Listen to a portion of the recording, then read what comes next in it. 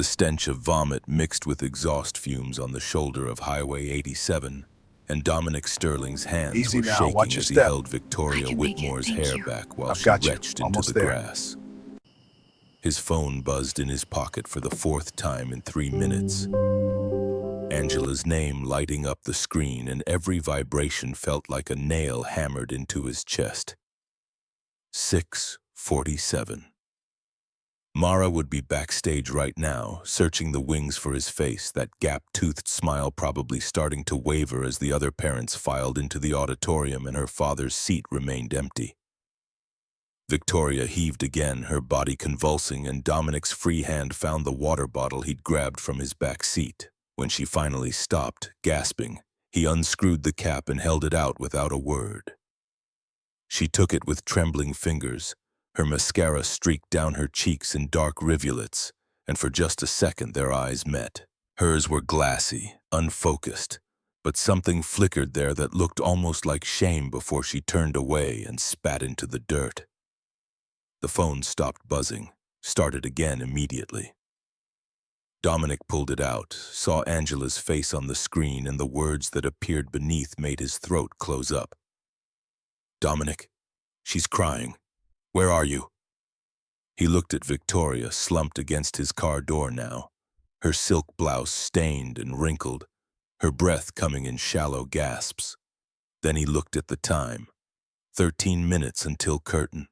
15 miles of highway between here and Jefferson Elementary. The math was simple and absolute. His thumb hovered over the answer button. Pressed it. Angela's voice came through tight and controlled, the way it got when she was trying not to let her own feelings bleed into a situation. "Dominic, Mara keeps asking when you're coming. I told her you got held up at work, but she's starting to panic. The teacher says they need to line up in 5 minutes. Dominic closed his eyes, opened them. Victoria had her head tilted back against the car now, her eyes shut, and he could see her pulse hammering in her neck. "Angela, I need you to do something for me, and I know it's asking the impossible." Silence on the other end, long enough that he thought the call had dropped. Then, "What happened? I need you to take Mara to the performance." "I can't make it." The silence this time was different, heavier. When Angela spoke again, her voice had dropped half an octave. "Dominic, she's been talking about this for 2 weeks straight. You promised her front row." "I know. She's 8 years old. This is her first lead role." "I know. Then why? I can't explain right now. Please, Angela, just tell her I love her. Tell her I'm sorry. Tell her I'll watch the video 100 times. He heard Angela take a breath, heard the background noise of the school hallway, children's voices, and the squeak of sneakers on polished floors. Heard everything he was missing. "Okay," Angela said finally. "Okay, Dominic, but you're going to break her heart." "I know," he whispered, and ended the call before his voice could crack any further. Victoria made a sound that might have been a laugh or a sob. "You should go," she mumbled, her words slurring together. "Your daughter needs you more than I do." Dominic helped her back into the passenger seat, made sure her seatbelt was fastened, and got behind the wheel without answering. The truth was, she wasn't wrong. Mara did need him more. Mara always needed him more. But right now, Victoria Whitmore couldn't even remember her own address, and leaving her on the side of the highway while he drove away to fulfill a promise felt like a different kind of betrayal. One that would have been easier to live with, maybe, simpler to justify. But Celeste's voice was in his head, the way it always was when he faced these kinds of choices, and he could hear exactly what she would have said. "Baby, you know what the right thing is. You've always known." The drive to his house took 20 minutes. Victoria drifted in and out of consciousness, her head lolling against the window. And twice more she made him pull over so she could be sick. Each time, Dominic checked his watch and did the mental math. 7:03, 7:17, 7:31. He'd missed the opening number by now, missed Mara's entrance, missed the moment when she would have scanned the audience for his face and found only Angela's sympathetic smile in the front row. His neighborhood materialized out of the darkness. Modest two-story homes with chain-link fences and basketball hoops mounted above garage doors. The streetlights here were older, casting everything in amber, and Dominic's house sat at the end of a cul-de-sac, the porch light on because he'd left it that way for Mara. The lawn needed mowing. The paint on the shutters was starting to peel. But the mortgage was paid on time every month, and the refrigerator was covered in Mara's artwork, and that had to be enough. He helped Victoria out of the car, her weight heavy against his side, and guided her up the 3 steps to the front door. She stumbled on the top one, nearly took them both down, and Dominic felt his lower back protest as he kept them upright. Inside, the house was dark and quiet. Dominic flicked on the lamp in the living room, the one with the base Mara had painted in art class last year, and lowered Victoria onto the couch as gently as he could manage. She immediately curled onto her side, pulled her knees up, and let out a long, shuddering breath. Dominic stood there for a moment looking at her, this woman who held his career in her hands and whose name carried weight in boardrooms across the city. Victoria Whitmore, CEO of Harrison Financial, whose divorce had been the subject of whispered speculation for weeks now, whose ex-husband had left her for a yoga instructor young enough to be his daughter. Right now, she looked small, breakable. Dominic moved through the house on autopilot. He pulled a clean t-shirt from his dresser, one from his MIT days that had gone soft with age, and a pair of gray sweatpants that would be too big on her but were the best he could offer. He found a blanket in the hallway closet, the blue fleece one Mara liked to use for movie nights, and draped it over the back of the couch. In the kitchen, he filled a glass with water, shook 2 aspirin from the bottle on top of the fridge, and set both on the coffee table within easy reach. Then he found a piece of paper, one of Mara's homework sheets turned over to the blank side, and pulled a pen from the junk drawer. His handwriting was careful, deliberate, every word chosen to be as clear and unambiguous as possible. Ms. Whitmore, you're at my house. You were too drunk to get home safely. I'm sleeping in my daughter's room. If you need anything, knock on the door at the end of the hall. Dominic. He positioned the note next to the water glass, angled so she'd see it the moment she opened her eyes. Then he took her phone from where it had fallen on the floor, saw the spiderweb crack across the screen, and plugged it into the charger near the couch. The battery icon showed 3%. It would be fully charged by morning. Dominic turned off the living room lamp but left the bathroom light on down the hall. Door cracked, so Victoria wouldn't wake up in complete darkness and panic. He stood in the hallway for a long moment, listening to her breathing even out as she slipped into unconscious sleep, and felt the full weight of what he'd just done settle over his shoulders like a lead blanket. A black man, a drunk white woman, his house, his clothes, no witnesses. The variables lined up in his head the way they always did when he calculated risk, and the equation came out the same every time. If Victoria woke up tomorrow and didn't remember how she got here, didn't read the note, didn't see the care he'd taken to make her safe and comfortable, then one phone call would end everything. His job, his reputation, his ability to provide for Mara.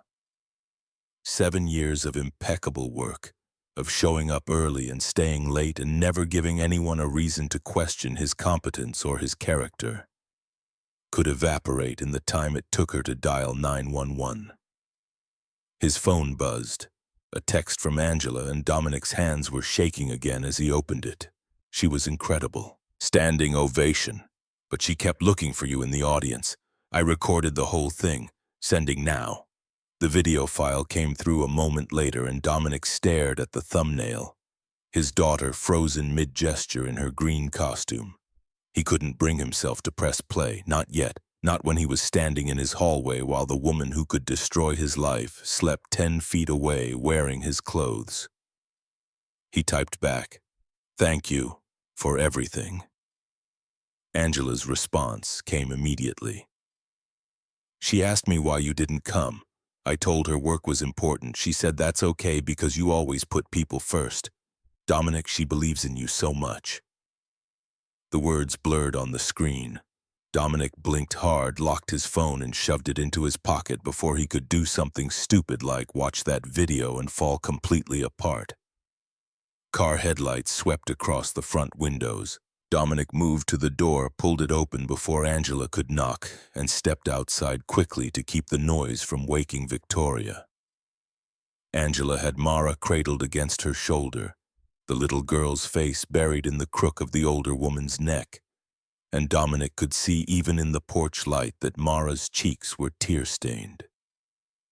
"She wore herself out," Angela whispered, her dark eyes searching Dominic's face with an expression that wasn't quite judgment, but wasn't quite understanding either.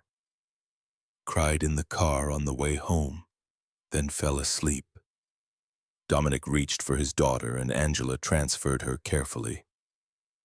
Mara's weight was familiar, perfect, the way she automatically wrapped her arms around his neck and pressed her face into his shoulder even in sleep. She smelled like the cheap hairspray the drama teacher had used to keep her costume wig in place, and underneath that, the strawberry shampoo she'd picked out herself at the store last week. "Thank you," Dominic said again, and his voice came out rough. "Angela, I can't tell you how much Is everything okay, Dominic?" The question hung between them. Dominic glanced back at his house, at the dark windows and closed door, and felt the weight of all the things he couldn't explain pressing against his ribs. "Work emergency. Couldn't wait." Angela's expression shifted, something in her eyes that said she didn't quite believe him, but wasn't going to push.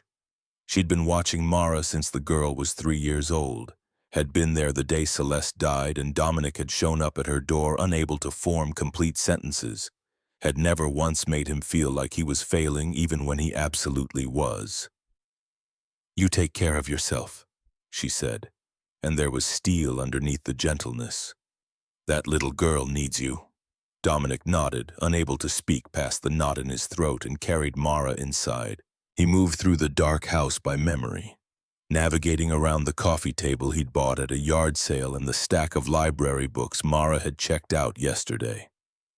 In her room, he laid her on the bed as gently as he could manage, and her eyes fluttered open just as he reached for her blanket. "Daddy?" Her voice was small, muzzy with sleep. "Hey, baby girl, let's get you changed and tucked in."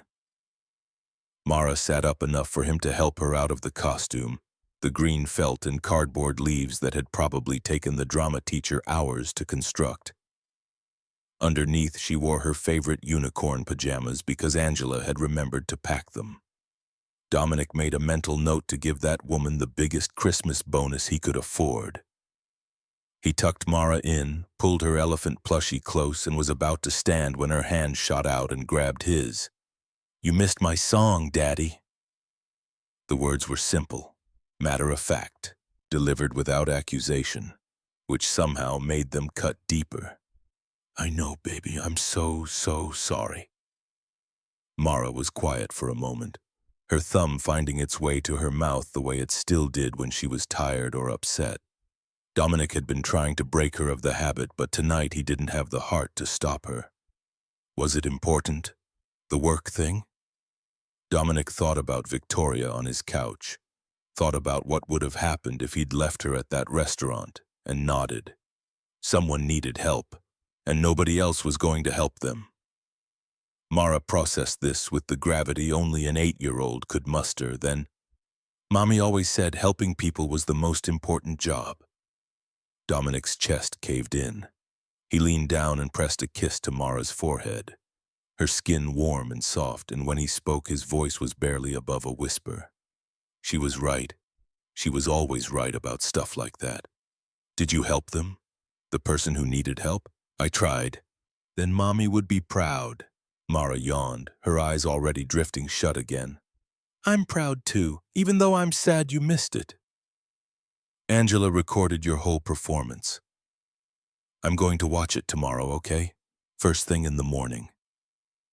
But Mara was already asleep, her breathing evening out, her hand going slack in his. Dominic sat there on the edge of her bed for a long time, just watching her. This perfect tiny human who believed in him with a faith so absolute it was terrifying. Every day he woke up convinced he was going to fail her. Every night she proved him wrong just by existing, just by trusting that he knew what he was doing even when he very clearly did not. He pulled the thin blanket from her closet, the one Celeste had crocheted while pregnant and unable to sleep, and spread it on the floor next to Mara's bed. The hardwood was unforgiving beneath his back, but he'd slept in worse places. Boot camp, the hospital chair next to Celeste's bed those final weeks. The floor of Mara's room was a luxury by comparison. His phone was a live grenade in his pocket. Dominic pulled it out, saw the video file still waiting, and this time he let himself press play. The quality was shaky, filmed from somewhere in the middle rows, but he could see Mara clearly. She was standing center stage in that ridiculous green costume, singing about recycling with the kind of commitment that only elementary school performers possessed. Her voice carried over the other kids, strong and clear, and even through the phone's tiny speaker, Dominic could hear the audience's delighted reaction. Then, near the end of the song, Mara looked directly at the camera. Her expression shifted, became something more serious, and she raised one hand in a small wave. "Daddy, I know you're watching this later because you're busy. I love you. I hope the person you're helping is okay now." The audience laughed, warm and appreciative. Someone near Angela said, "Oh, honey, that's so sweet." The teacher's voice came from offstage, trying to get Mara back on script, but his daughter just smiled that gap-toothed smile and finished her line before taking a bow with the rest of the cast. The video ended. Dominic stared at the black screen, his vision swimming, and realized his face was wet. He set the phone down carefully on Mara's nightstand, next to the framed photo of Celeste holding newborn Mara in the hospital, and pressed the heels of his hands against his eyes until he saw he'd done the right thing. He kept telling himself that, lying on the floor of his daughter's bedroom while a woman he barely knew slept in his living room wearing his clothes. The right thing. But the right thing had cost him Mara's performance, had cost him the promise he'd made her, and if Victoria woke up tomorrow and didn't believe his version of events, it would cost him everything else too. Dominic's phone buzzed again. He grabbed it, hoping for another message from Angela, something to ground him, and instead saw his sister's name. "Linda, got your earlier text. Please tell me you're joking." He'd almost forgotten texting her from the car. Linda was a nurse in Boston, older by 3 years, and had spent their entire childhood making sure Dominic didn't do anything stupid enough to get himself killed. She'd clearly failed tonight. Dominic: "Not joking. She's on my couch right now." Linda: "Dominic Xavier Sterling. What were you thinking? The middle name. That was never good." Dominic: "I was thinking someone needed help and nobody else was going to do it." Linda: "Is she white?" Dominic hesitated. Typed, "Yes." Linda: "You know what that means for a black man if this goes sideways." Dominic: "I know." Linda: "Then why would you put yourself in that position? You have Mara to think about." Dominic: "I was thinking about Mara. What kind of father would I be if I taught her to only help people when it's convenient?" The typing indicator appeared and disappeared 3 times before Linda's response came through. Linda: "The kind who's still around to raise her. Dom, I love you, but you're playing with fire here. If she wakes up and doesn't remember, if she makes an accusation, they won't care about your good intentions. They'll see a black man and a drunk white woman, and that'll be the whole story." Dominic knew she was right, had known it from the moment he'd turned his car toward home instead of the elementary school.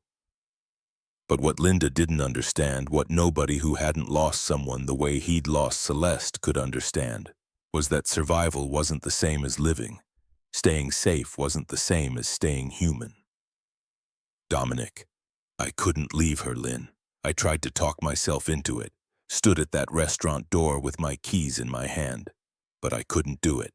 Linda: "Because you're a good man in a world that doesn't reward good men, especially not black ones. Dominic: maybe, but Mara's watching. Even when she's not physically there, she's watching. And I needed to be the kind of person she could be proud of. Linda: she's 8, Dom. She doesn't understand the risk you just took. Dominic: she understood I missed her performance to help someone, and she said Celeste would be proud. That has to be enough. The typing indicator appeared again. Stopped. Linda sent a single emoji, a heart, and then, "Call me in the morning, the second you wake up. Promise me." Dominic: promise. He set the phone down and stared at the ceiling, at the glow-in-the-dark stars Mara had stuck up there 2 years ago in a pattern that didn't match any actual constellation. From the living room he could hear Victoria's breathing, deep and even. No movement, no signs of waking. The house settled around him, old wood creaking, the furnace kicking on with a rattle that Dominic kept meaning to get checked. Outside, a car drove past, its headlights painting brief shadows across Mara's walls before disappearing. Dominic closed his eyes and tried to sleep, but every sound from the living room made his heart rate spike. What if she woke up disoriented? What if she panicked? What if she didn't see the note? At 2 in the morning, he heard her crying. Not loud, not hysterical, just soft, hitching breaths that carried down the hallway. Dominic stood, moved silently to the doorway of Mara's room and watched Victoria's silhouette on the couch. She was still asleep, curled tight, and the sounds were coming from some dream she was trapped inside. He wanted to go to her, to wake her up and tell her it was okay, but he forced himself to stay in the hallway.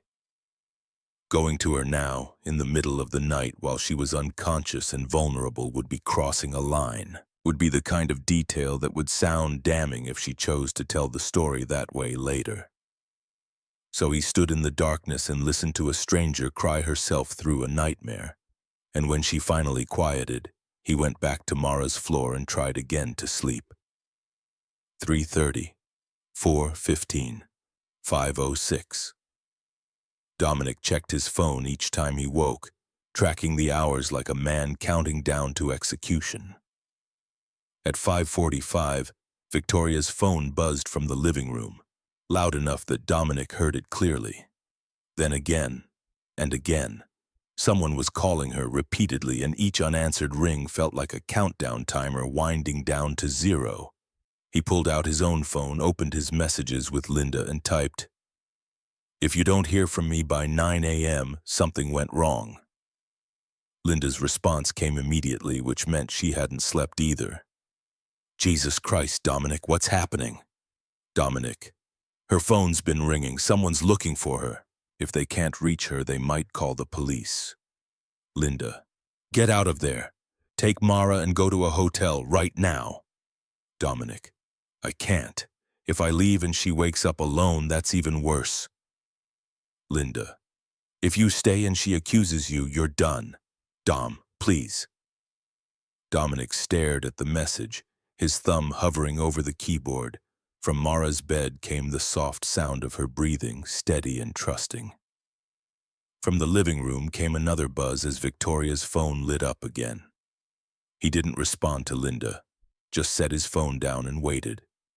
At 6:35, he heard movement from the living room. The creak of the couch springs, the rustle of fabric. Then silence, long and heavy, the kind that came right before something broke. Dominic stood, moved to the hallway, and pressed his back against the wall just out of sight. His heart was hammering so hard he could feel it in his teeth. This was it, the moment when everything either held together or fell completely apart. He heard Victoria's phone unlock, heard the rapid-fire tapping of someone typing, and then her voice, raw and frightened in a way that made his stomach turn to ice. "Rachel, Rachel, I need help. I don't know where I am." Dominic's world tilted sideways. He could hear the other voice faintly through the phone's speaker, female and sharp with concern. "I woke up in someone's house, a man's house. I'm wearing clothes that aren't mine." Every word was a nail in his coffin. Dominic knew what was coming, could see the trajectory as clearly as he saw the numbers in his financial reports, and there was nothing he could do now but wait for impact. His name is Dominic Sterling. He works for me. Rachel, he's black. The last part came out quieter, almost apologetic, but Dominic heard it clearly, heard the weight of what that meant, what assumptions would follow, what narrative would take shape in the mind of whoever was on the other end of that call. I don't remember anything after the party. I don't remember getting in his car. I don't remember coming here. Rachel's voice got louder. Urgent questions Dominic couldn't make out, and Victoria's breathing turned ragged. I don't know. I don't know if anything happened. Rachel, what if... She couldn't finish the sentence. Didn't need to. The implication hung in the air like smoke, and Dominic felt his lungs stop working. 7 years.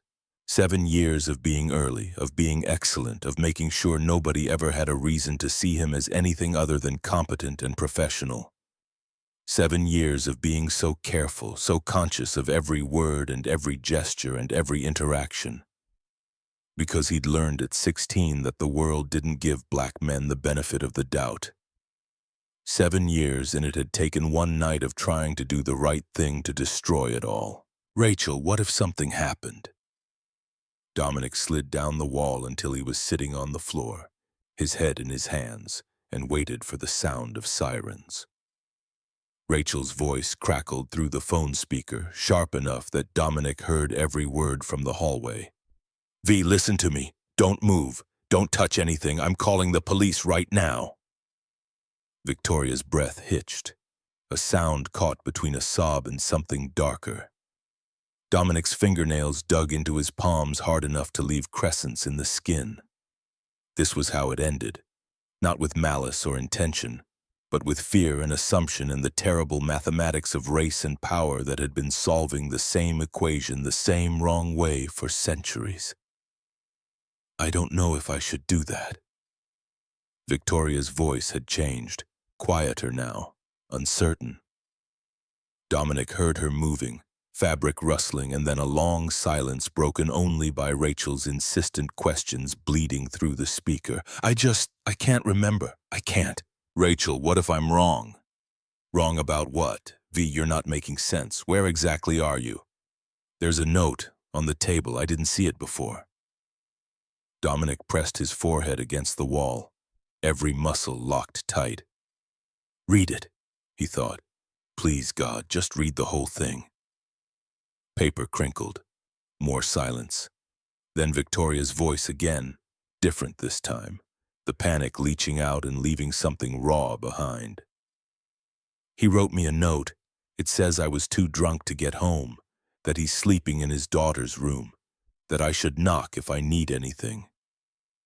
His daughter? There are pictures everywhere, Rachel. A little girl, school photos, artwork on the refrigerator. Victoria's breathing was evening out, each word coming steadier than the last. He has a daughter. That doesn't mean, V, you need to think clearly. You were drunk. You don't remember. He could have... Hold on. Footsteps. Dominic heard Victoria walking, and he pulled himself up silently, moved deeper into the hallway's shadows. She was coming this way. He could see her silhouette now, backlit by the bathroom's light, moving slowly past the kitchen. She stopped at the refrigerator, and Dominic knew exactly what she was seeing. Mara's spelling tests with gold stars, the calendar with soccer practice marked in purple marker, the photo from last month's father-daughter breakfast at school, both of them grinning at the camera with chocolate chip pancakes between them. Rachel. This whole house is full of her. A kid. An 8-year-old kid. So he has a daughter. That doesn't prove anything. But Victoria wasn't listening anymore. Dominic watched her shadow move down the hallway, pause at the bathroom, then continue to the end where Mara's door stood half open. He should step out, announce himself, do something to keep this from looking worse than it already did. But his legs wouldn't move, his voice trapped somewhere behind his sternum. Victoria pushed Mara's door open carefully. The hinges creaked, and Dominic saw Mara shift in her sleep. one arm flopping over the side of the bed. He saw Victoria's silhouette freeze, saw her head tilt as she took in the scene. The blanket on the floor, the pillow from the couch, the empty space where a grown man had spent the night on hardwood rather than anywhere near her. He slept on the floor, Victoria whispered more to herself than to Rachel. In his daughter's room, on the floor. V, I can't hear you. What did you say? Victoria backed out of the doorway slowly, and Dominic saw her hand come up to cover her mouth. When she spoke again, her voice was thick. Rachel, I think I made a terrible mistake. What? What mistake? I have to go. I'll call you back. Don't hang up. V, wait. The call ended. Victoria stood in the hallway, her back to Dominic, and he could see her shoulders shaking. She was still wearing his MIT shirt, the sweatpants rolled up at the ankles because they were too long, and her hair was a tangled mess down her back. She looked nothing like the woman who ran board meetings and made decisions that moved millions of dollars. She looked lost. Dominic cleared his throat softly, and Victoria spun around so fast she nearly lost her balance. Her eyes were red-rimmed, mascara-streaked, and when they locked on his, something in her expression crumbled completely. Mr. Sterling. The formality sounded absurd given the circumstances, but Dominic understood the instinct to grab onto whatever shred of normalcy remained. Ms. Whitmore, I can explain everything. I think... Her voice cracked. She tried again. I think I owe you an apology before you explain anything. Movement behind Dominic made them both turn.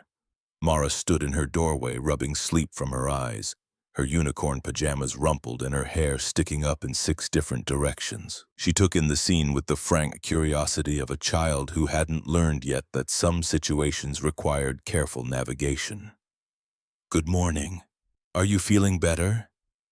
Victoria stared at Mara, clearly unable to process the shift from crisis to cheerful greeting. Dominic moved automatically, putting himself between his daughter and the woman who could still destroy everything with a single phone call. Morning, baby girl. Our guest is just waking up. Why don't you go get dressed and I'll make breakfast in a minute? But Mara had already focused on Victoria with the intensity she usually reserved for injured birds and lost kittens. Daddy said you got sick at his work party. My friend Emma's mom got sick once at a party, too. She threw up in the rose bushes. Did you throw up in rose bushes? Mara. Dominic kept his voice gentle but firm. Guest. Bathroom. Privacy. Oh, right. Mara looked at Victoria with her gap-toothed smile. There's extra toothbrushes under the sink, the purple ones. Daddy bought them in case I have sleepovers, but I haven't had any sleepovers yet because Emma's mom said I have to wait until I'm 9. Victoria's face did something complicated, a dozen emotions flickering too fast to name. When she spoke, her voice came out hoarse. Thank you. That's very kind. You're welcome. I'm Mara. I'm 8 years old, well, 8 3/4, but Daddy says that's still 8. Mara Sterling, get dressed, please. Dominic pointed toward her room with the expression that usually got compliance. Now. Mara went, but not before shooting Victoria one more curious glance over her shoulder. The moment her door closed, the hallway felt smaller, the air thicker. Victoria wrapped her arms around herself, and Dominic noticed for the first time that she was shivering despite the house's warmth. Ms. Whitmore, do you remember anything from last night? She shook her head, then stopped, her brow furrowing. Pieces, the party, drinking too much. Everything after that is just fragments. Your car, being sick, and then nothing until I woke up on your couch wearing these clothes and I... She stopped, her jaw working. I called my best friend and told her I thought you'd assaulted me. The words hung between them like a blade. Dominic felt something cold settle in his gut, but he kept his expression neutral, his voice steady. Did you tell her that specifically, or did you tell her you didn't know what happened? I told her I didn't know. I told her I was scared.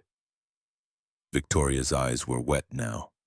I told her you were black, like that mattered, like that should make her more worried, and God, I'm so sorry. You were frightened. You woke up in a strange place with no memory. That's understandable. No, Victoria's voice hardened. No, it's not understandable. Or maybe it is. But that doesn't make it right. I know what I implied. I know what could have happened if Rachel had called the police before I saw. She gestured vaguely at the hallway, the photos, Mara's closed door. Before I understood. Dominic wanted to tell her it was fine, wanted to smooth this over and get her out of his house before anything else could go wrong. But the truth sat heavy on his tongue, demanding release. Ms. Whitmore, I need you to understand something. I don't have the luxury of being misunderstood. What you say next, to your friend or anyone else, it matters more than you probably realize. Victoria's face went pale. She nodded once, sharp and certain. I do know that. Mr. Sterling, The front door opened without warning. Angela's voice carried from the entryway, bright and oblivious to the tension saturating the house. Dominic, I brought Mara's costume back. The teacher said, oh. Angela stood frozen in the doorway to the hall, her eyes moving from Dominic in his rumpled clothes to Victoria in his MIT shirt and sweatpants. The costume hung from her hand, green felt and cardboard suddenly absurd against the magnitude of what she was clearly assuming. Angela. Dominic kept his voice level, but inside he was calculating the damage. Angela was wonderful with Mara, but she was also human, and humans talked. This is Victoria Whitmore, my boss. She had too much to drink at the company party and I made sure she got somewhere safe. Angela's expression shifted through several variations of skepticism before landing on something closer to concern. Is everything all right? Everything's fine. Victoria stepped forward, and Dominic noticed she'd straightened her spine, pulled on some invisible armor that made her look more like the CEO he knew from work. Mr. Sterling was kind enough to help me when I was in a difficult situation. I'm very grateful. The words were polite, professional, completely inadequate for the truth of what had almost happened.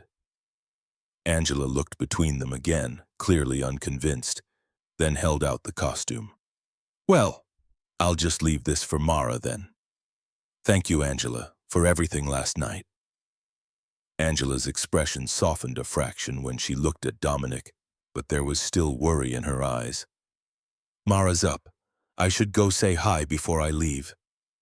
She moved past them toward Mara's room, and Dominic caught Victoria's wrist before she could follow. We need to talk.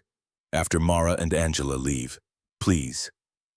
Victoria nodded, pulled her arm back carefully and retreated to the living room. Dominic heard Mara's door open, heard his daughter's delighted squeal when she saw Angela in the costume, and felt the knot in his chest loosen just slightly. Normal things, normal reactions. Maybe they could get through this without everything burning down. 10 minutes later, Angela was gone and Mara was at the kitchen table with a bowl of cereal, chattering about her performance between bites. Victoria sat across from her and Dominic stood at the counter with coffee he couldn't taste, watching the surreal tableau unfold. And then I forgot my line, but Mrs. Patterson whispered it real loud from backstage and everyone thought it was part of the show. Did you see that part, Daddy? Dominic's throat closed up. Victoria was looking at him and he could see the moment she understood what that question meant. I haven't watched the video yet, baby. I will, though. First thing after breakfast. Mara's face fell for just a second before she rallied, turning to Victoria instead. Miss Angela recorded it on her phone. Daddy had to help you instead of coming to my show. That's okay, though. Helping people is important. Victoria's coffee mug stopped halfway to her mouth. She set it down carefully, and when she spoke, her voice was gentler than Dominic had ever heard it. You had a performance last night. Uh-huh. I was the main tree in the recycling play. I had a solo and everything. And your dad missed it. Mara nodded, matter of fact, and scooped up another spoonful of cereal. Victoria looked at Dominic, and he saw something shift behind her eyes. Understanding, maybe, or the beginning of it. To help me. He missed your performance to help me. Yeah. He said someone needed help and nobody else was gonna do it, so he had to. Mara tilted her head, studying Victoria with open curiosity. Were you really sick or were you sad sick? Because sometimes grown-ups say they're sick when they're really just sad. Victoria's breath caught. Dominic moved to intervene, but Victoria raised one hand slightly, stopping him. Both, I think. I was very sad, and I made some bad choices because of it. My mom used to say bad choices don't make you a bad person. They just make you human. The kitchen went quiet except for the hum of the refrigerator and the tick of the clock above the sink. Victoria was staring at Mara with an expression Dominic couldn't read, something raw and unguarded, and when she finally spoke, her voice was barely above a whisper. Your mom sounds like she was very wise. She was! Mara brightened immediately, the way she always did when someone acknowledged Celeste. She died when I was 5, but Daddy tells me stories about her every night before bed. Want to see her picture? Mara was already scrambling down from her chair before Dominic could stop her, running to the living room where the photo albums lived on the bottom shelf. Victoria looked at Dominic helplessly. I'm sorry, she's very enthusiastic about her mother's memory, I know. Victoria stood. Mr. Sterling, may I? Dominic nodded, and they followed Mara into the living room where she'd already pulled out the big album, the one with the white leather cover that was starting to crack at the corners. She patted the couch cushion next to her and Victoria sat, the album opening across both their laps. This is her holding me when I was a baby, and this is her and Daddy at their wedding, and this is her making pancakes. She always made them shaped like animals, but sometimes the animals looked more like blobs. Victoria's hand hovered over a photo of Celeste laughing at the camera, flour on her nose and joy in every line of her face. When she spoke, her voice was thick. She's beautiful. Daddy says I look like her. I don't see it, but he says I do. Mara turned the page. This is her last birthday before she got sick. We went to the zoo and she fed a giraffe. She said giraffes were proof that God has a sense of humor. Dominic leaned against the doorframe, watching his daughter share her mother with a stranger, and felt something crack open in his chest. This was Mara's superpower, this ability to take pain and reshape it into connection, to invite people into grief without making it feel like drowning. Victoria touched the photo gently, her fingertip tracing the outline of Celeste's face. She sounds like someone I would have liked to know. She would have liked you too. She liked everybody, even the grumpy people. Daddy says she saw the best in everyone. Your daddy seems pretty smart. Mara grinned up at Dominic. He's the smartest and the best cook, and he gives the best hugs. Want to see my room? I have drawings I made. Before Victoria could answer, Mara had grabbed her hand and was pulling her down the hallway. Dominic followed, helpless to do anything but watch this freight train of 8-year-old enthusiasm barrel forward. In Mara's room, she showed Victoria the drawing of a tree she'd been working on and the shell collection from their beach trip last summer, and the bookshelf Dominic had built last month that was already overflowing. Victoria knelt down to look at a drawing pinned to the wall, one of Mara's stick figure family portraits. 2 tall figures and 1 small one, holding hands under a smiling sun. Who are these people? That's me and Daddy, and that's Mommy. Even though she's not here anymore, she's still family. Daddy says family doesn't end just because someone goes to heaven. Victoria was crying now, silently, tears tracking down her face faster than she could wipe them away. Mara noticed immediately, her face scrunching with concern. Did I make you sad? I'm sorry. No, sweetheart, you didn't make me sad. Victoria pulled Mara into a hug, and Dominic saw his daughter's arms go around this stranger's neck without hesitation. You made me realize something important. What? That your daddy is one of the best people I've ever met. Mara pulled back, beaming. I know. I tell him that all the time, but he never believes me. Victoria stood, wiping her face with the back of her hand, and looked at Dominic with an expression that was equal parts gratitude and devastation. May I borrow your phone? I need to call Rachel back. Dominic handed it over without a word.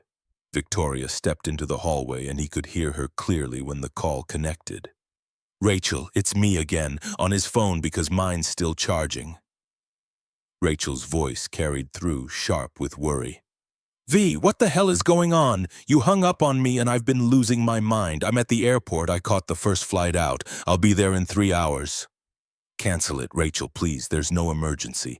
Like hell there's no emergency. You called me from a strange man's house wearing his clothes with no memory of how you got there. I'm not canceling anything. Rachel. Victoria's voice was firm now, the CEO tone she used in boardrooms. I need you to listen to me very carefully. Nothing happened. Nothing bad happened. Dominic Sterling is a good man who helped me when I was in trouble, and I almost destroyed his life because I was too scared to think straight. Silence on the other end. Then, how can you be sure? Because his 8-year-old daughter just showed me pictures of her dead mother and told me that family doesn't end when someone goes to heaven. Because he slept on the floor of her bedroom last night to make sure I was safe. Because he missed her first lead performance in a school play to drive me home when I couldn't even remember my own address. V. He left me a note explaining everything. He charged my phone, he left clean clothes and water and aspirin. He did everything right and I woke up and immediately assumed the worst. Victoria's voice broke. I told you he was black like that should make you more suspicious. I did exactly what we say we'd never do and he heard me. Rachel, he was standing in the hallway and he heard every word. The silence this time lasted longer. When Rachel spoke again, her voice was quieter. Is he there? Can I talk to him? Victoria held out the phone.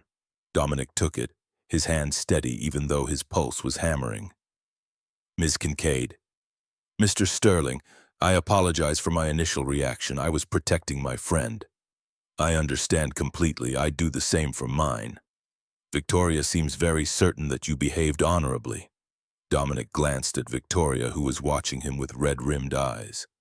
I tried my best to make sure she was safe. That's all.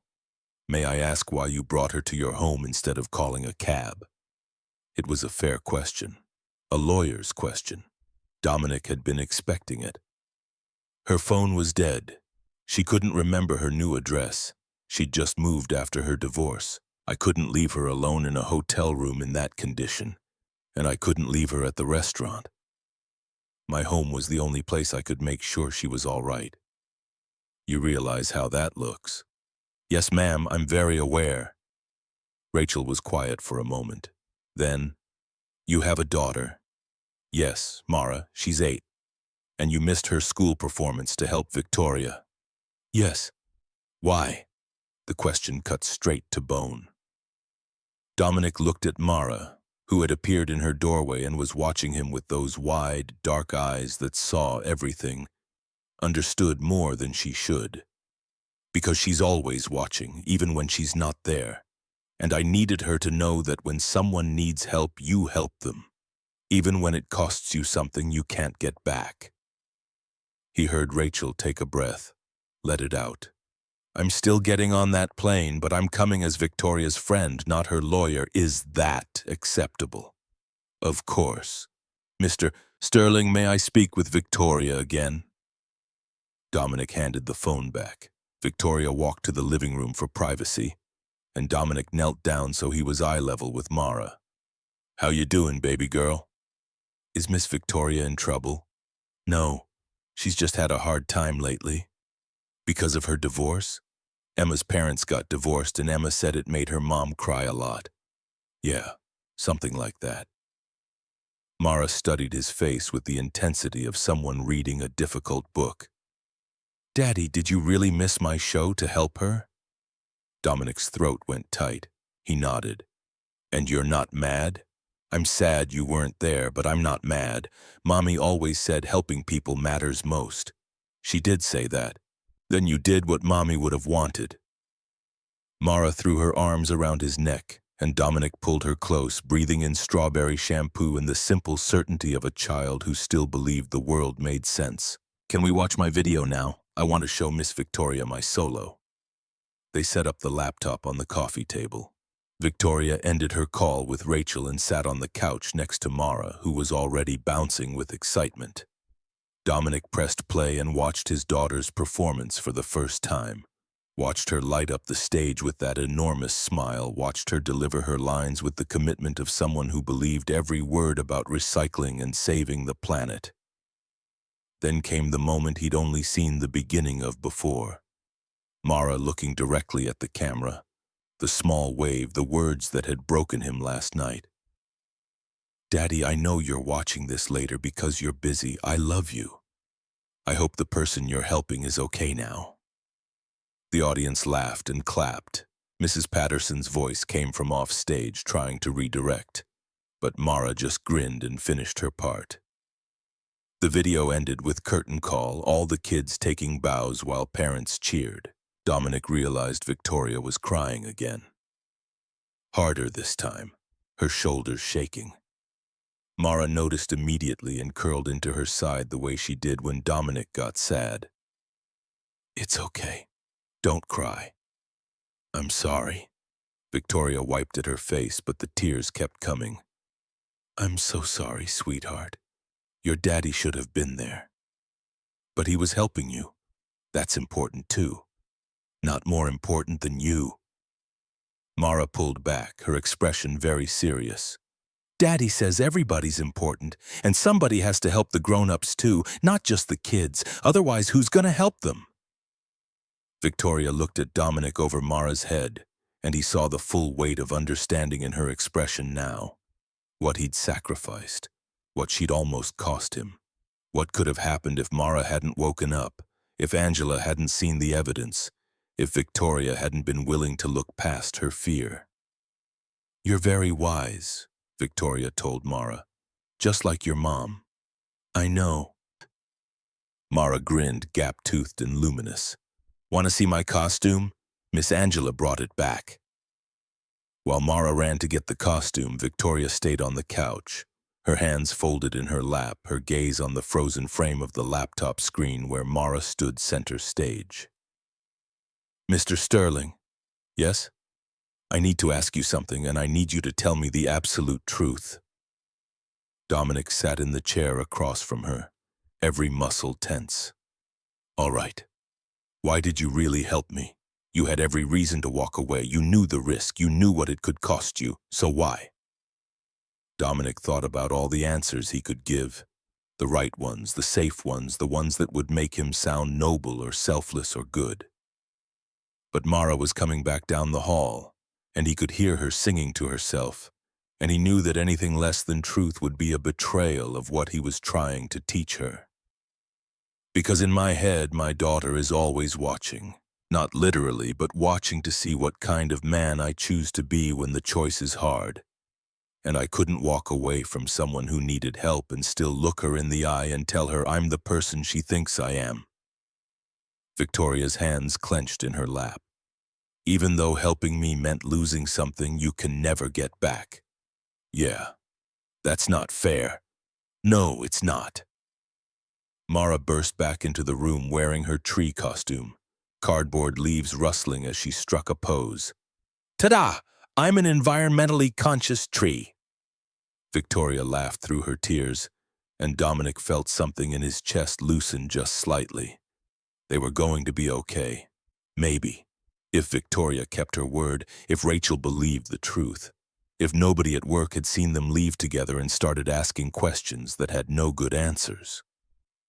Victoria's phone buzzed from where it was still charging. She stood, walked over to check it, and her face went pale as she scrolled through what looked like hundreds of notifications. Oh no. What? She turned the screen toward him and Dominic felt the floor drop out from under his feet. The company's Slack channel was exploding with messages. Screenshots of photos, speculation and gossip spreading like wildfire. Someone had captured Victoria stumbling at the party. Someone else had gotten a shot of Dominic helping her to his car. The timestamps showed they'd been circulating since early this morning. "This is bad." Victoria's voice was hollow. "Dominic, this is really bad." His phone rang. HR. Dominic answered, and the director's voice was professionally neutral in the way that meant nothing good. "Mr. Sterling, we need you to come in Monday morning, 9 a.m. sharp, Mrs. Whitmore as well." "Can I ask what this is about?" "There have been some allegations regarding Friday night's event. We need to conduct a full investigation. Until this is resolved, both you and Ms. Whitmore are placed on administrative leave." The call ended. Dominic stood there with the phone in his hand, watching his career evaporate in real time. 7 years. Gone.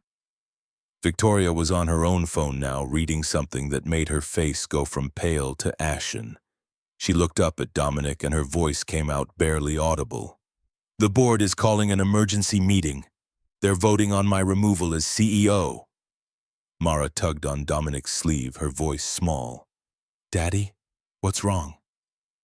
Dominic knelt down and pulled his daughter into his arms, held her tight enough that his ribs ached, and over her shoulder he met Victoria's eyes.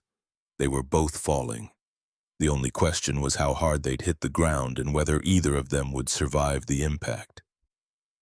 Monday morning arrived with the weight of an execution. Dominic walked Mara to school, her hand small and trusting in his, and tried to ignore the sick feeling that had taken up permanent residence in his stomach since Saturday. She chattered about her science project, oblivious to the fact that her father might be unemployed by lunch. And when they reached the gate, she threw her arms around his waist. "Love you, Daddy. See you after school." He watched her disappear into the building, backpack bouncing, and wondered if this was the last morning he'd be able to afford the after-school program. Administrative leave meant no pay. The mortgage was due in 2 weeks. Mara's insurance payment, groceries. The calculations ran through his head automatically. Years of single-parent budgeting, reducing crisis to numbers and columns. The Harrison Financial Building rose 32 stories into a sky the color of brushed steel. Dominic had been walking through these doors for 7 years, badge scanned and nodded at by security. Just another analyst in a building full of people who moved money around and pretended it mattered. Today, the security guard's eyes slid away when Dominic approached, and the badge reader beeped 3 times before displaying the message that made his blood run cold. Access restricted. Report to HR. The elevator ride to the 14th floor felt like descending into a grave. Dominic kept his eyes on the numbers, watched them climb, and tried to remember the breathing techniques Celeste had taught him during her worst pain days. In through the nose, hold, out through the mouth. It didn't help. HR occupied a suite of offices that always smelled faintly of lavender and anxiety. The director, Patricia Morrison, stood waiting outside the conference room. She was 50-something with steel gray hair and the expression of someone who'd seen every workplace nightmare imaginable and had the protocol manual to prove it. "Mr. Sterling, please have a seat inside. Mrs. Whitmore will join us shortly." The conference room was windowless and sparse, designed to make uncomfortable conversations feel even worse. Dominic sat in one of the chairs facing the door, his hands folded on the table, and waited. Every second stretched into an eternity. At 9:07, Victoria walked in looking like she'd aged a decade since Saturday. Her suit was immaculate, her makeup perfect, but there were shadows under her eyes that no concealer could hide. She met his gaze briefly, something unreadable flickering across her face before taking the seat at the opposite end of the table. Patricia closed the door and sat between them, a recorder placed carefully in the center of the table. "This meeting is being recorded. Mr. Sterling, Miss Whitmore, you're both aware of why we've asked you here." "The photos from Friday's party." Victoria's voice was steady, controlled. "And the speculation they've generated." Speculation that needs to be addressed. Mr. Sterling, can you walk us through the events of Friday evening after the party began? Dominic had prepared for this, had rehearsed the timeline until he could recite it in his sleep. He gave them everything: Victoria drinking too much, her inability to get home safely, his decision to help, the drive, the preparation at his house, sleeping on his daughter's floor. All of it delivered in the same tone he used for quarterly reports, factual and measured. Patricia took notes on a legal pad, her pen scratching across the page with mechanical precision. And you chose to bring Ms. Whitmore to your personal residence rather than calling her a cab or arranging a hotel. Her phone was dead. She couldn't remember her new address. I made the judgment call that the safest option was somewhere I could monitor her condition. You understand how that appears. It wasn't a question. Dominic kept his expression neutral. Yes, ma'am. Patricia turned to Victoria. Ms. Whitmore, what's your recollection of Friday evening? I don't have one. Not after approximately 7 p.m. I was drinking to cope with personal issues, and I drank far more than I should have. The next memory I have is waking up Saturday morning on Mr. Sterling's couch. And when you woke up, what was your initial reaction? Victoria's jaw tightened almost imperceptibly. I was disoriented and frightened. I called my friend Rachel and told her I didn't know what had happened. Did you at any point believe Mr. Sterling had acted inappropriately? The room went silent except for the faint hum of the recorder. Victoria looked directly at Patricia, and when she spoke, every word was deliberate. I believed I didn't know what had happened. That's not the same thing as believing something inappropriate occurred. But you were concerned enough to call your friend. I was scared. I woke up in unfamiliar surroundings, wearing clothes that weren't mine, with no memory of how I got there. Fear is a reasonable response to that situation. Patricia made another note. And once you became more oriented, what was your assessment? That Mr. Sterling had behaved with complete professionalism and care. He left me a detailed note explaining the situation. He provided clean clothes, water, medication. He ensured I had privacy and safety. He did everything correctly. Despite being in a position that could be seen as compromising for both of you. Victoria's eyes flashed with something sharp. The only thing compromising about the situation was my own poor judgment in drinking to excess. Mr. Sterling shouldn't be punished for helping a colleague in crisis. Patricia flipped through her notes, her expression giving nothing away. We've received reports that Mr. Sterling missed a significant personal event Friday night in order to assist you. Dominic's hands tightened on the table. He'd wondered when that detail would surface. My daughter had a school performance. I called her babysitter and asked her to take Mara in my place. So you made a conscious choice to prioritize assisting Ms. Whitmore over attending your daughter's event. The implications sat between them like a lit fuse. Dominic could see where this was going, could feel the walls closing in. I made a choice to help someone who needed help when nobody else was willing to do it. A subordinate helping a superior could be seen as currying favor, or it could be seen as basic human decency. Patricia's pen stopped moving. She looked at Dominic with an expression that might have been sympathy or might have been pity. Mr. Sterling, I want to be very clear about something. This company takes allegations of impropriety extremely seriously. The optics of this situation are problematic regardless of intent. I understand that, but I didn't do anything wrong. Intent and perception aren't always aligned. The photos circulating show Ms. Whitmore in a clearly intoxicated state with you assisting her. Without context, those images raise questions. Victoria leaned forward, her voice cutting through the room like a blade. Then let me provide context. I got drunk at a company event because my marriage of 17 years just ended, and I'm barely holding myself together. Dominic Sterling was the only person in that entire restaurant who gave enough of a damn to make sure I got home safely. He sacrificed time with his daughter to help me.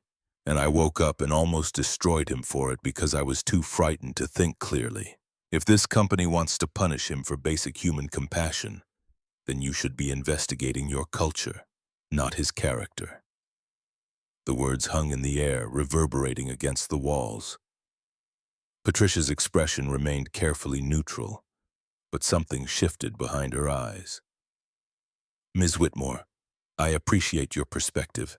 However, the decision about how to proceed isn't mine alone. The board has expressed concerns about both the incident itself and the publicity it's generated. The board is considering my removal as CEO. That's a separate matter currently under discussion." "It's the same matter." Victoria's voice was ice. "They want me gone because I embarrassed the company. And they want Mr. Sterling gone because the alternative is admitting that nothing inappropriate happened, and that would require acknowledging I just got drunk and needed help. It's easier to sacrifice us both than to deal with the actual problem." Patricia closed her notebook with deliberate care. "This interview is concluded. We'll be in touch with next steps. Until then, you're both to remain on administrative leave." Outside the conference room, Victoria caught Dominic's arm before he could reach the elevators. "We need to talk, not here."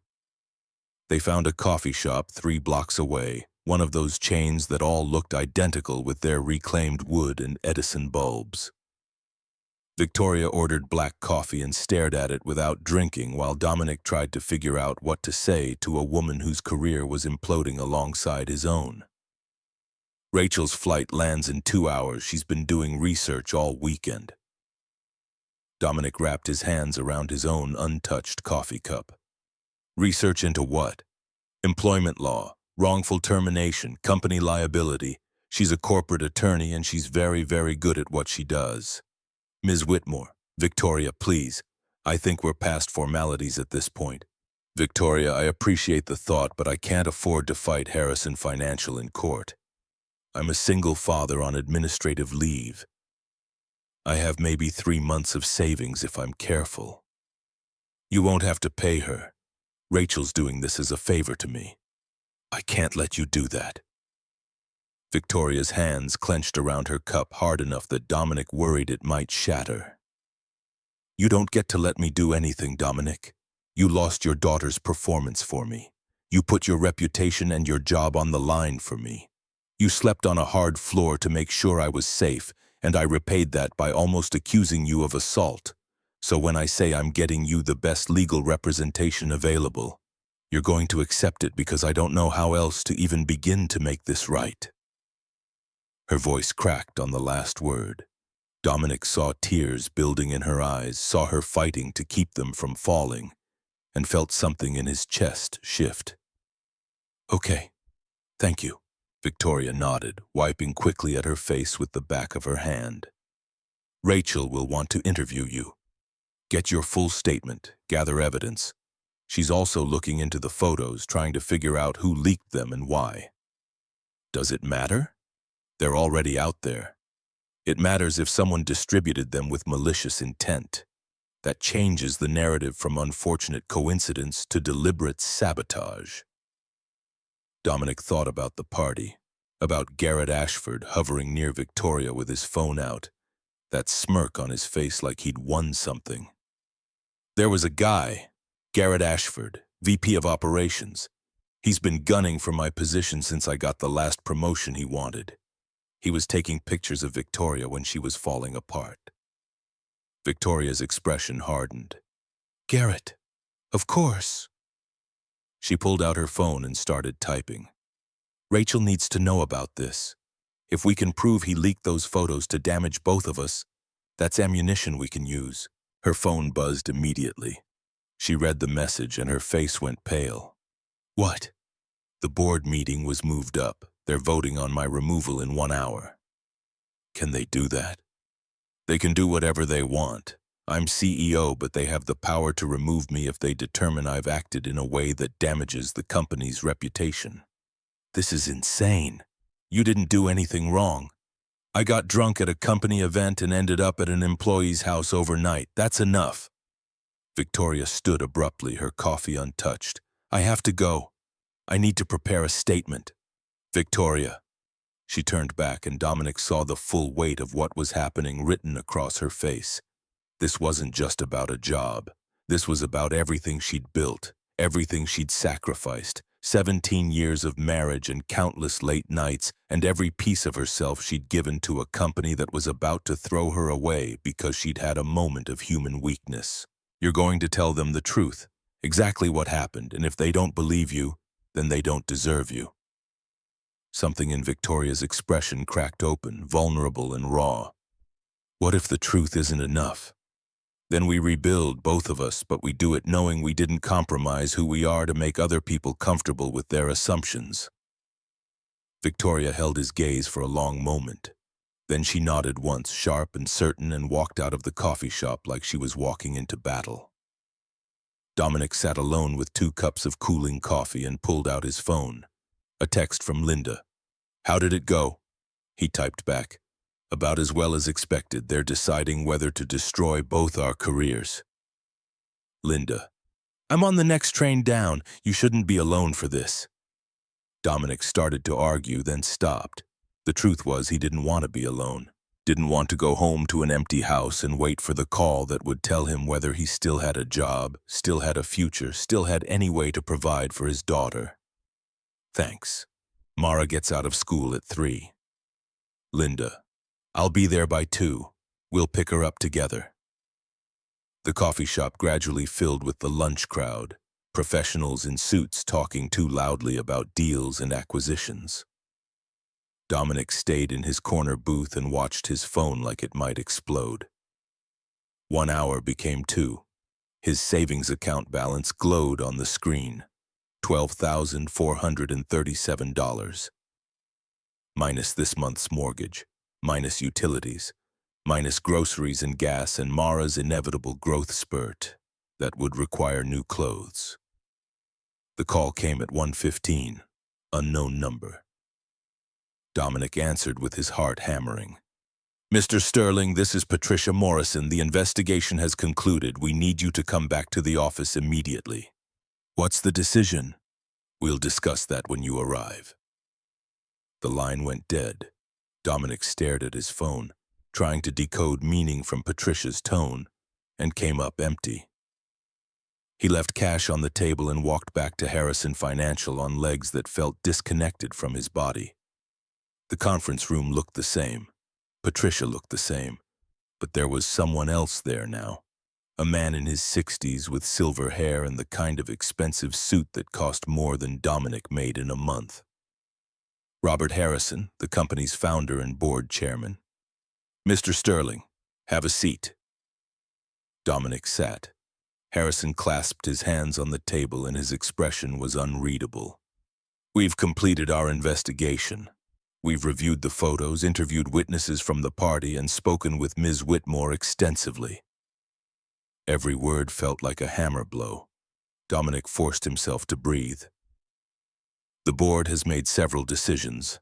First, regarding Ms. Whitmore.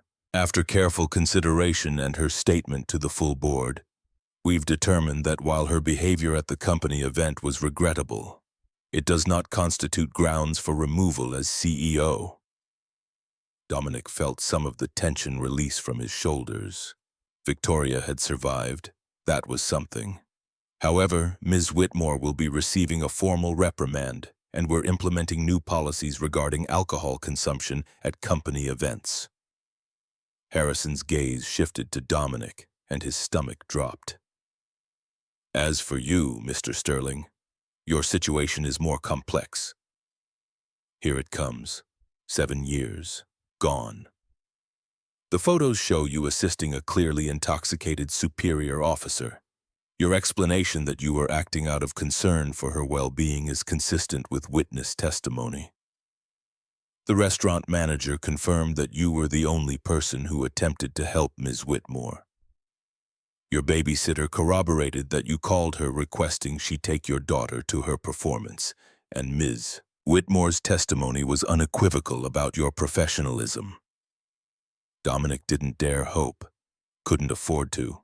Additionally, we've identified that the photos were leaked by Garrett Ashford with what appears to be malicious intent. He's been terminated effective immediately, and we're pursuing legal action for breach of confidentiality. The room spun slightly. Garrett was gone. Dominic was what? Still here? Mr. Sterling, the board recognizes that you acted with integrity in a difficult situation. However, the optics remain problematic. We're prepared to offer you a settlement, $50,000, a positive reference, and a mutual non-disclosure agreement.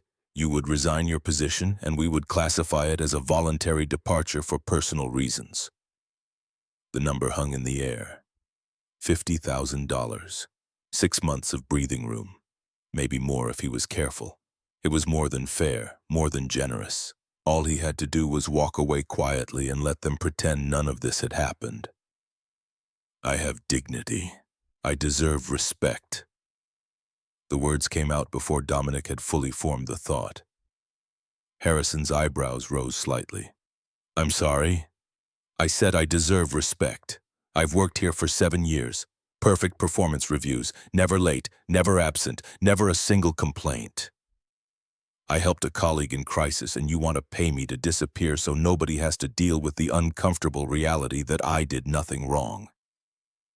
Harrison's expression shifted, surprise giving way to something harder. Mr. Sterling, I think you're misunderstanding the situation. This isn't a punishment. It's an acknowledgement that circumstances have made your continued employment here untenable. Untenable for who? For me? Or for the people who looked the other way when Ms. Whitmore needed help, who spread photos instead of offering assistance, who would rather believe the worst about a black man than accept that sometimes people just try to do the right thing? Patricia was staring at him like he'd grown a second head. Harrison's jaw tightened. I understand you're upset. I'm not upset. I'm tired. I'm tired of being careful. I'm tired of making myself small so other people feel comfortable. I'm tired of watching my daughter grow up in a world where her father has to calculate the risk of basic human kindness. Dominic stood, his hands flat on the table. I don't want your settlement. I want my job, the job I earned, the job I've done excellently for 7 years. And if you can't give me that, then you're going to have to fire me, because I'm not resigning. Silence filled the room like water. Harrison and Patricia exchanged a look that communicated volumes. Then Harrison leaned back in his chair, studying Dominic with new eyes. You realize what you're asking for. I'm asking for what I've earned, nothing more. If you stay, there will be gossip.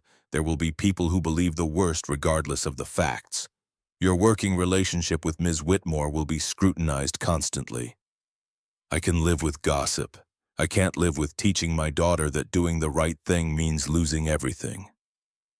Harrison was quiet for a long moment. Then he stood, extended his hand across the table. Welcome back, Mr. Sterling. Effective immediately, you're promoted to Vice President of Financial Analysis. Your administrative leave is ended, and you'll receive back pay for the time missed. Ms. Morrison will handle the paperwork. Dominic shook his hand, too stunned to fully process what had just happened. Harrison turned to leave, then paused at the door. Your daughter, the one whose performance you missed, what's her name? Mara. She's lucky to have you. Harrison's expression softened almost imperceptibly. My father once told me that the measure of a man isn't what he does when people are watching. It's what he does when walking away would be easier. You have that measure, Mr. Sterling. Don't lose it. Then he was gone, and Dominic was standing in a conference room with Patricia looking at him like she'd just witnessed something unexpected. Well, that was certainly not how I anticipated this meeting going. Dominic's legs felt weak. He sat back down before they could give out. Did that really just happen? It did. Though I'll note that Mr. Harrison rarely makes decisions that go against board consensus. You must have made quite an impression. I just told the truth. Patricia smiled, a real one this time, not the professional mask. In my experience, that's rarer than you'd think. Congratulations, Mr. Sterling. Vice President suits you. The paperwork took an hour. By the time Dominic walked out of Harrison Financial, It was 2:30 and his phone was exploding with messages. Victoria first. Board meeting just ended. I kept my position. What happened with you? Dominic typed back, promoted to VP, starting immediately.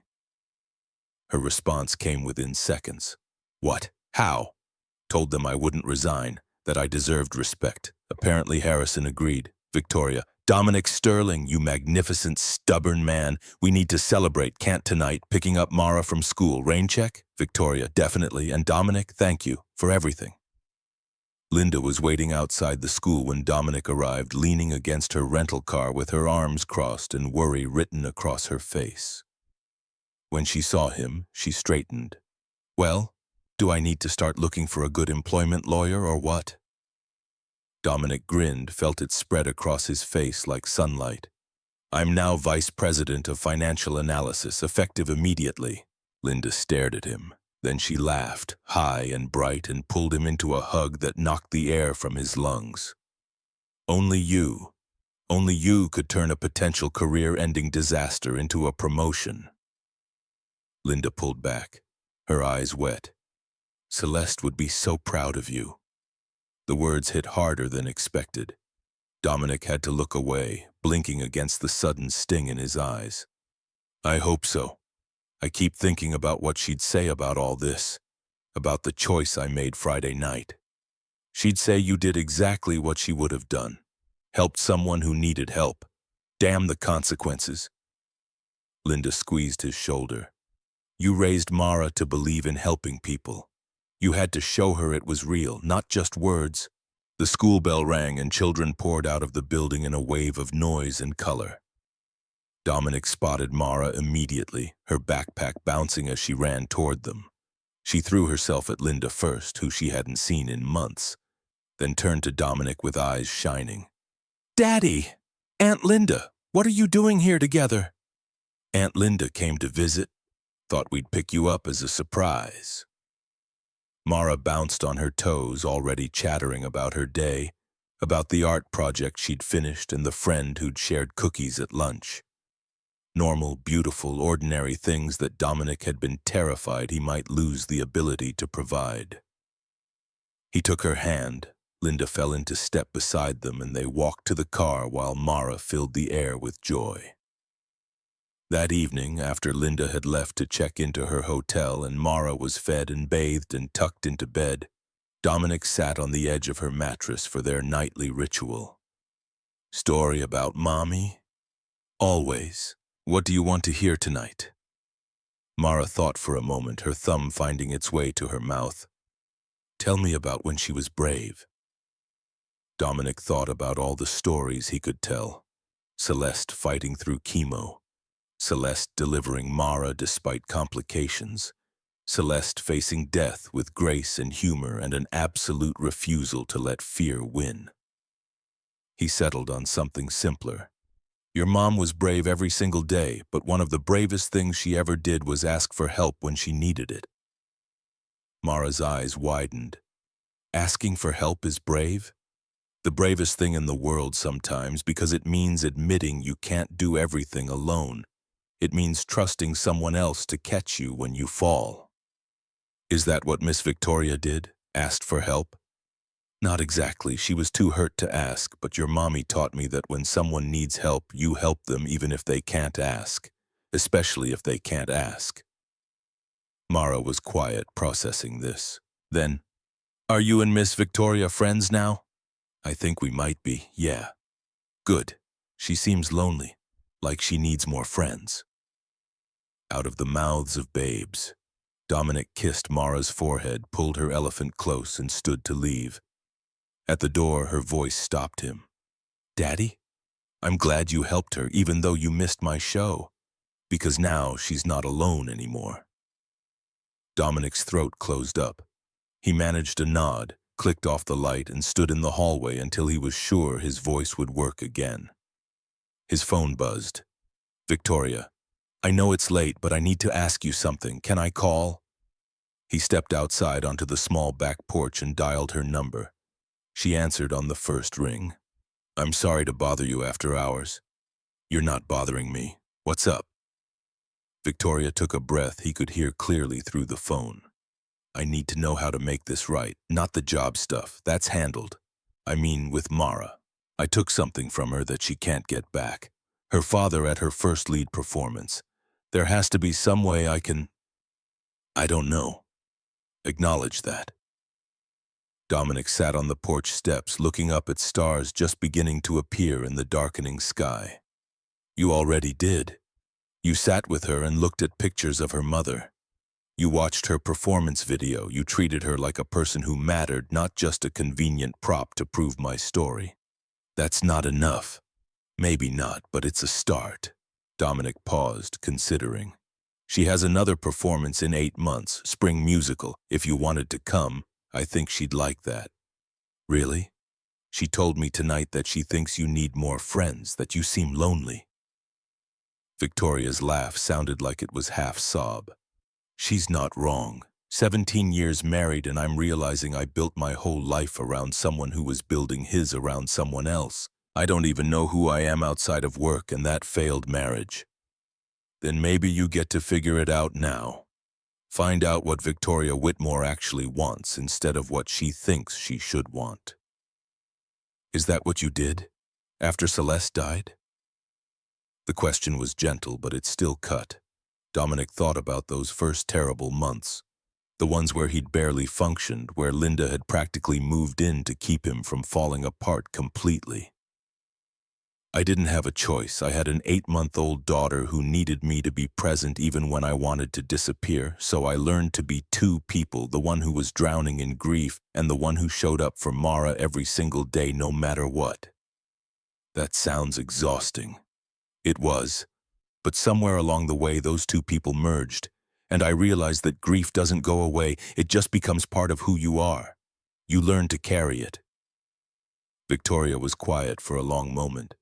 Thank you for telling me that, for helping me Friday night, for not letting me destroy you when I panicked, for all of it. You're allowed to be human, Victoria. You've earned it. The words settled between them, and Dominic could hear her breathing change, steadying. I should let you go. I'm sure you have better things to do than therapy session. You're CEO. Vice President now, remember? We're nearly colleagues. God, that's going to be weird, having you in executive meetings. We'll manage. We've survived worse.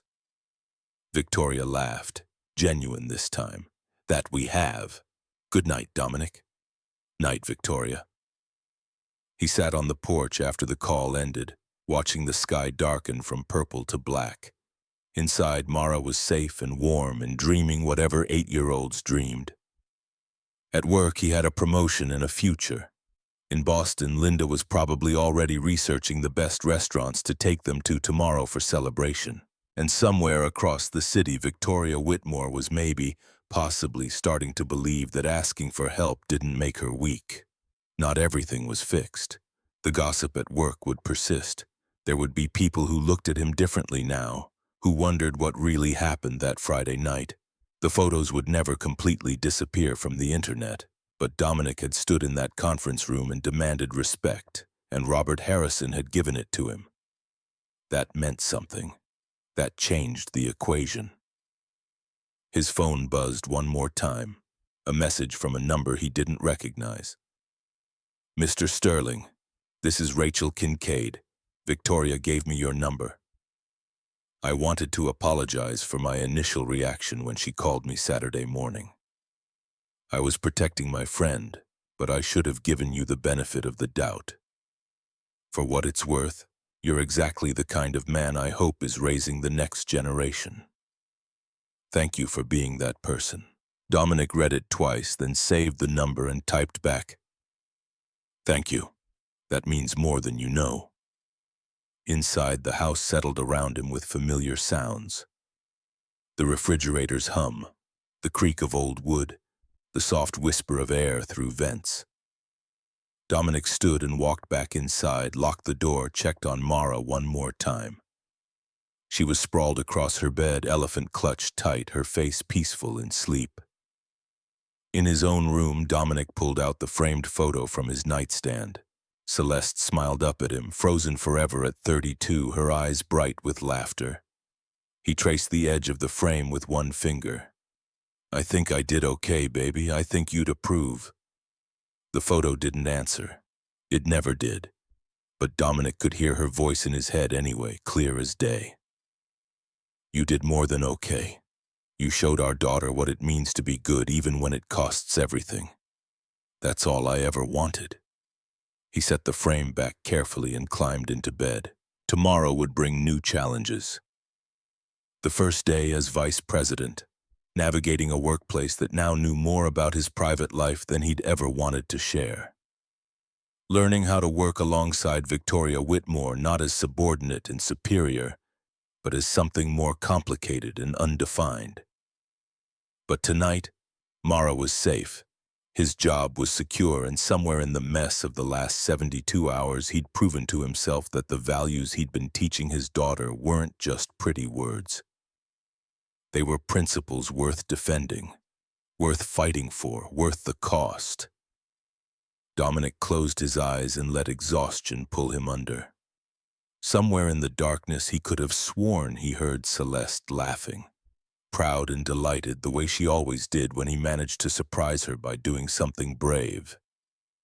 8 months later, Dominic sat in the third row of Jefferson Elementary's auditorium, Mara's spring musical program clutched in his hands. The seat next to him was occupied by Victoria Whitmore, who'd shown up with flowers for Mara and an expression that said she still wasn't entirely sure she belonged here but was determined to try anyway. "I can't believe she's Dorothy," Victoria whispered as the lights dimmed. "That's a huge role. She worked hard for it, practiced every night for 6 weeks." The curtain rose. The Wizard of Oz unfolded with all the chaos and charm of elementary school theater. Mara was luminous, her voice carrying over the others, her movements confident. When she clicked her ruby slippers together and delivered her final line about home, the audience erupted in applause.